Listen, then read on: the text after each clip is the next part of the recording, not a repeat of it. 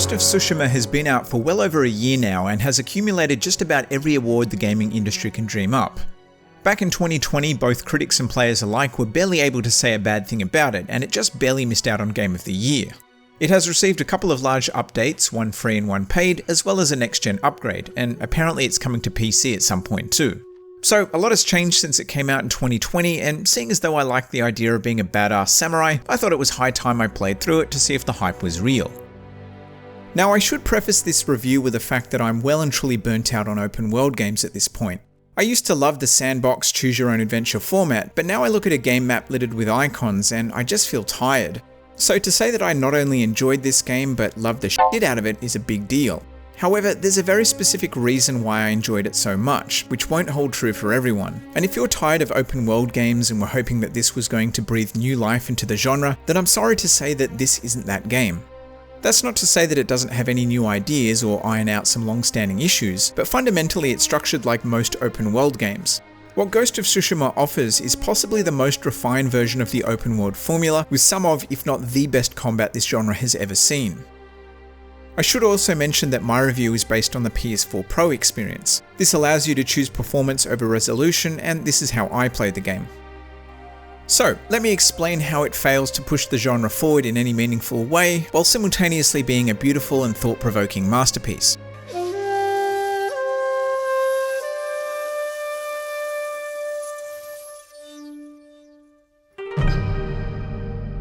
Ghost of Tsushima surprisingly was not developed by a Japanese studio. It was created by Sucker Punch, whose previous games include the Infamous series.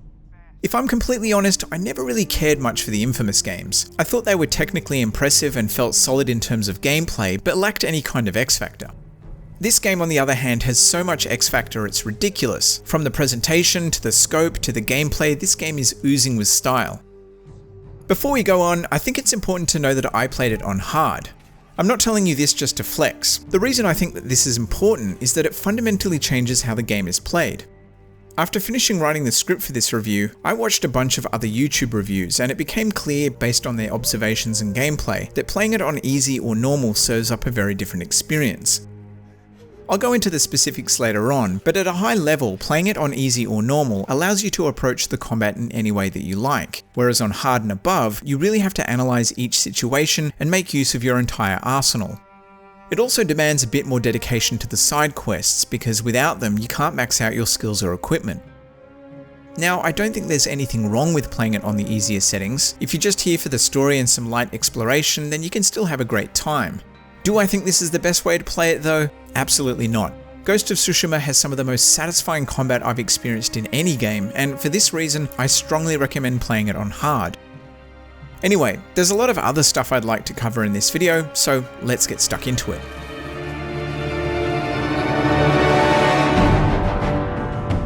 Ghost of Tsushima is based on the first Mongol invasion of Japan in 1274. You play as Jin Sakai, one of Tsushima's finest samurai.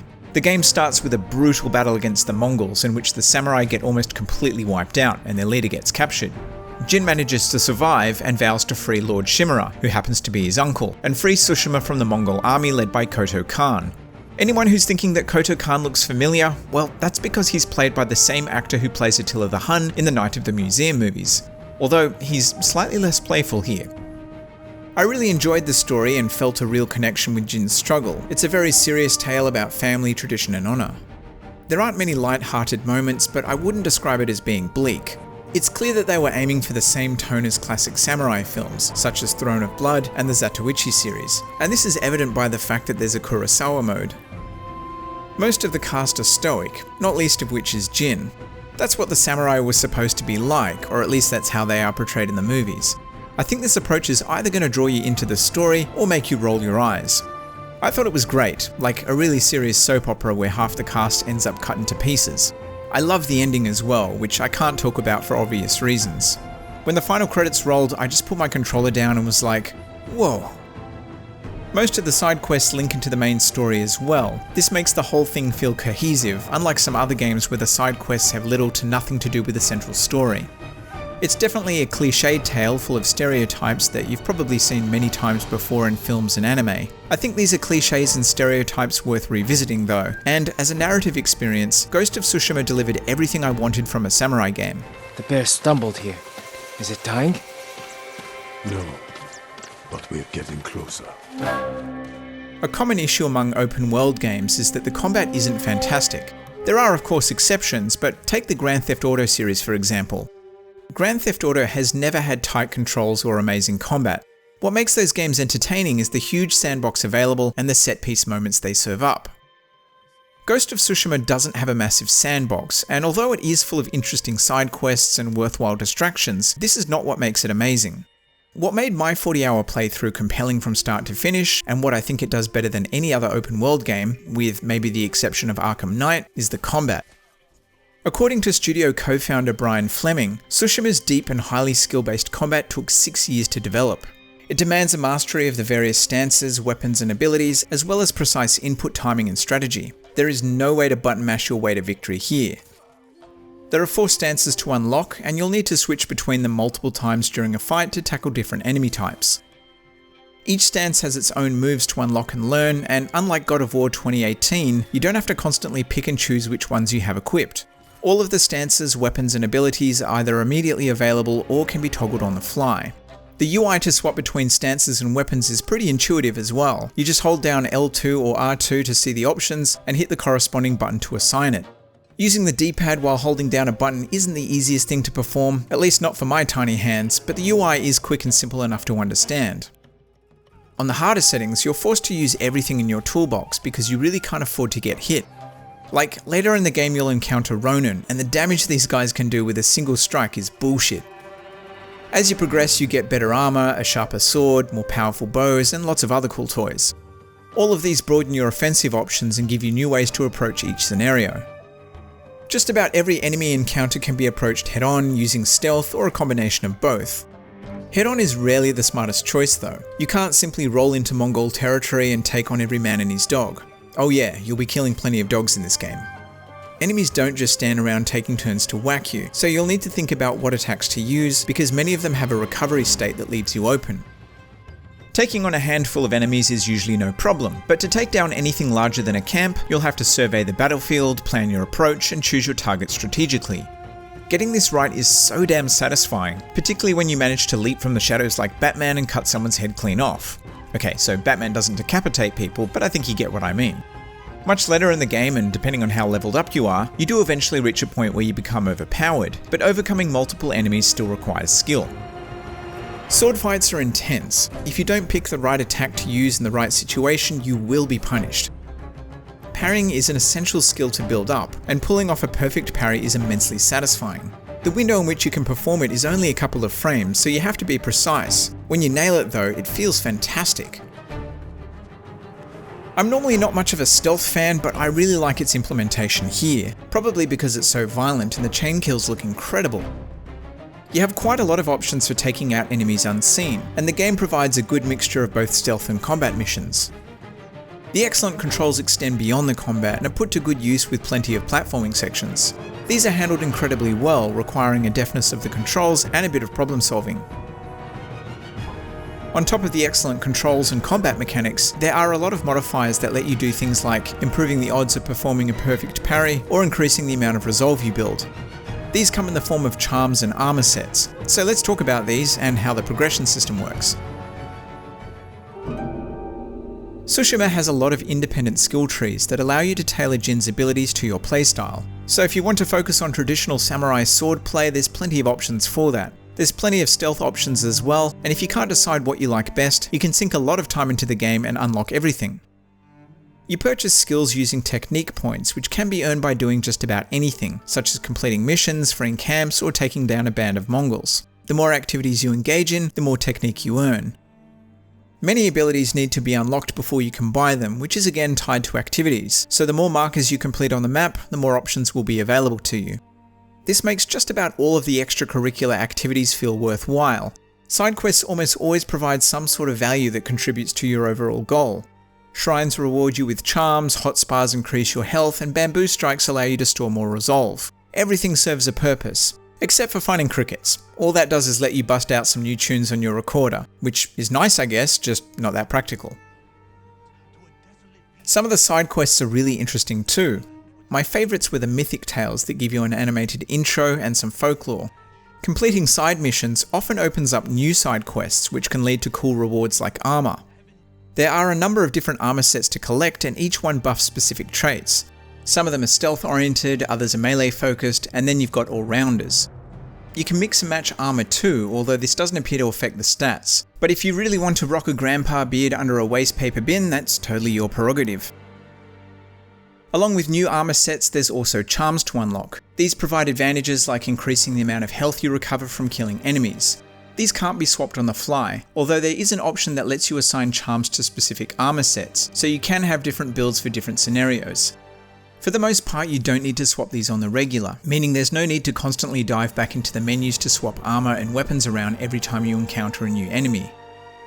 Overall, the progression system is neither overly complex nor so simple it's pointless. It offers a good mix of options, allowing the freedom to modify Jin's skill set to how you want to play.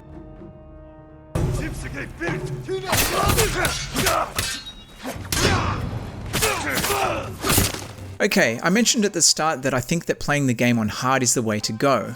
I think it's important to know exactly how this changes the game, and I'd like to argue my point because I'm sure that many will disagree. Firstly, let it be known that I am not a fan of the all games should have an easy mode movement. While I do believe that accessibility for all games is important, I think that some experiences are dependent on the level of challenge they present. Would the recent Doom games or something like Meat Boy be as enjoyable if you could just breeze through them? I think not. Now those games don't have the rich story that Ghost of Tsushima has, but I think from a gameplay standpoint, a large part of what makes Tsushima such a great game is the challenge it presents. Without a recommended setting from the developers, my recommendation is to play it on the hardest settings. The reason is that on hard you can die in a couple of strikes, and on lethal you can die in just one. If you want to be truly immersed and walk the path of a real samurai, then this is the way to go. It makes you consider every strike of your blade, and it makes every victory feel thoroughly earned. It also forces you to be more creative, as you can't take on 10 enemies at once. You have to take note of your surroundings, use the environment to your advantage, and implement a variety of tactics in your strategy. I still think you can enjoy this game by removing the challenge, but it is very combat centric, so dumbing down this component I feel would be removing one of the things it does best. If you don't want to play the game on hard but feel that normal and easy are too forgiving, there are a decent number of ways you can tweak the difficulty. There's a target lock on as well, which is set to off by default, and this might be a good way to make things a little more forgiving on hard, for example. At the start, I said that this game fails to push the open world genre forward in any meaningful way. Ghost of Tsushima sticks to the same basic open world structure laid out 20 years ago by GTA 3.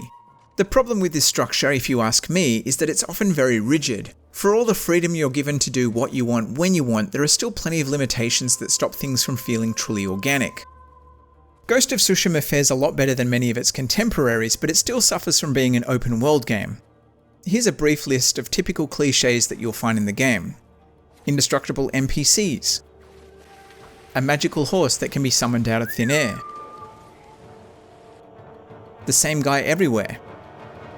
A laundry list of stuff to do on the map. Almost every mission boiling down to go and talk to someone, then go to the marker on the map, then kill some bad guys. To its credit, you can complete any mission whenever you like, so long as it's available. You can even partially complete some side quests without having started them. It's not without its problems though. In one instance, I was on my way to a mission, and on my way I stumbled across a Mongol fort, so I decided to clear it out and light the tower. That's one of the many side quest things that you can do. Afterwards, I met up with my buddies and started the mission, and we travelled back to the same fort, which was now full of Mongols again, and I had to clear it out and light the same tower, as if what I had done before never happened. This is what I mean by things not feeling truly organic. What would have been cool is if the mission automatically triggered when I started attacking the fort. Granted, this scenario was an outlier, but if you find this kind of stuff distracting, you'll unfortunately still find it in Tsushima. Another problem is the number of icons on the map. As I said earlier, 99% of them have some kind of progression value, but at times it can feel like you're being nagged to complete them. Like, there's this little golden bird that shows up when you're near something of interest. It tweets at you and hovers around you, and if you follow it, it will lead you to whatever it is. It kind of spoils the fun of finding things yourself, a bit like how the secret tombs in Rise of the Tomb Raider revealed themselves if you're in the general postcode. It's hard to know if I'd feel the same way if the bird wasn't in the game, but after 40 hours, I found its constant tweeting infuriating. On top of the issues I have with the sandbox formula, there are a handful of other areas which aren't perfect. I don't love the resolve system, for instance, neither in the way it forces you to manage your health or the button configuration for it. Resolve is represented by these little golden orbs, and when they fill up, they can be used to restore a moderate amount of health. Defeating enemies and parrying attacks will build your resolve, whereas making clumsy lunges and getting hit will deplete it. Later on in the game, you can unlock abilities that also use resolve, and it is possible to increase the number of orbs you have. It's clear that the intent here is to force the player to think strategically about their health, and I like the concept of being rewarded for skillful combat, but both the UI and controls for it feel clunky. You have to take your thumb off the movement stick to press down on the D-pad to use it, which means for a brief moment you have to stand still to use your resolve. In the middle of a skirmish, this can be near impossible to do safely. I do like how you can sacrifice resolve to perform certain moves, although I feel like a similar system to Streets of Rage 4's green meter would have been a better fit. The UI's position and design are also clunky. Monitoring your health and resolve is something you'll be doing constantly, and this tiny UI that's tucked away in the bottom left makes it difficult to read quickly. The other thing that occasionally pissed me off were the ladders. Most of the time you automatically grab onto them when they're close. However, every now and then Jin doesn't seem to want to do that, which ended up in me failing a few missions while I hopped frantically around the base of the ladder. These issues aside, GOT is by far the most polished and flexible open world game I've ever played. There are almost none of the typical random glitches that these games suffer from, and while it's far from perfect, I think it's the finest example of the Grand Theft Auto formula to date. That said, this is a genre begging for some real innovation, and I hope that the sandbox formula gets a major shake-up soon.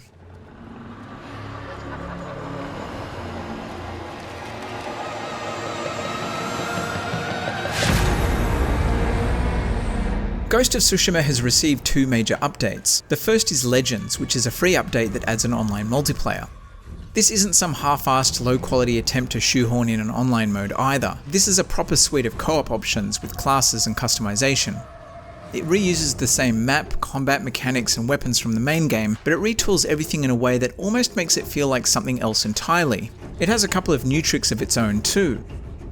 It's split into 4 different modes: Story, Survival, Rivals and Challenge. You'll need to play through all of the story missions before you can unlock Challenge, which is a 3-part raid. There are weekly challenges too, so there's plenty of reasons to keep coming back and trying everything on offer. Matchmaking seemed to be pretty fast in the survival mode for me, although finding a game in the story and Rivals was a bit hit and miss. Like all online co-op, this is best enjoyed with a couple of friends. It does have some decent quality of life features that make playing with randoms easy though. I especially like its version of the ping system for highlighting ammo and health pickups. If I'm being completely honest, it didn't hold my interest for that long. If I had some friends playing it, then I might have gotten more into it, and I can see it being something that you could spend a lot of time with because there's plenty of stuff to unlock. If you want more game after completing the main story, I definitely suggest checking this out before dropping money on the DLC. Speaking of paid DLC, the Director's Cut adds Iki Island, which is a brand new environment that's available to players who've reached Act 2 of the main game's story. It contains new minigames, enemy types, techniques, armor, and customization options like being able to pimp your horse. There is a handful of quality of life improvements exclusively for the PS5 too. It gets an adaptive 4K resolution and a frame rate that targets 60 frames per second. It's perfectly playable at 30, that's what you've been watching, although I must admit, 60 would be incredible. On top of this, there's Japanese lip syncing when you turn on the Japanese dub, which apparently can only be done on the PS5. The PS5 also gets haptic feedback and adaptive triggers for the DualSense controller and improved load times. From a story standpoint, I think it's just as strong as the main campaign. It delves deeper into Jin's backstory, and I think the villain is a bit more interesting this time. It's also pretty challenging, at least on hard, so if you thought the main game was too easy, this would be worth checking out. My only complaint is that the new story is extremely short. Just when it feels like it's getting interesting, it's done. You can probably finish the main quest in about 2 hours or so, which does make the $30 Australian or $20 US upgrade price from the base game seem a bit steep. So, do I think the Director's Cut is essential? No I don't. Do I think it's worth your time? Well, that depends on how you played the game. If you did lots of the side quests and felt like the 30 to 40 hours you spent with it whizzed by, then yeah, it probably is. There are loads of new distractions here and completing all of it will take you about 10 hours. The new toys you get will make returning to Tsushima feel like a fresh experience too. If you simply mainline the story on easy and didn't bother with many of the side quests, then no, this isn't for you. The story is good while it lasts, but not long enough to be worth the price of entry.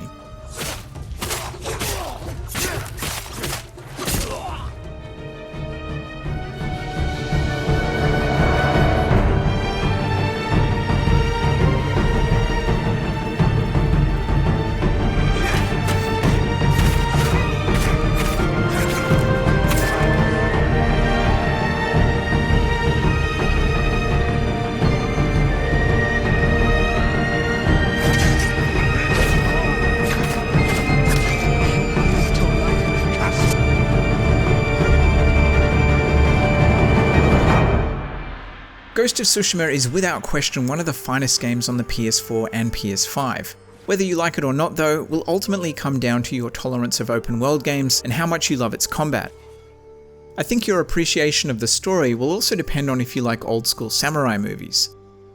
For me, the way in which the open world was handled with meaningful and varied side quests and the accessible but deeply rewarding combat was more than enough to overcome my issues with the game's format. Ghost of Tsushima really does deserve the hype, and a year on from launch it's an even better value proposition. For those who want more game than the 30 to 50 something hours it takes to 100%, the Director's Cut expansion offers exactly that, and the multiplayer is a great way to keep playing for free long after the credits have rolled. If you enjoyed this video, why not drop it a like, or conversely, a dislike if you didn't. If you're new around here, hit the subscribe button and the bell to be notified when new videos go live, and if you like giving money to strangers, head on over to the Patreon page. Otherwise, thanks for your time.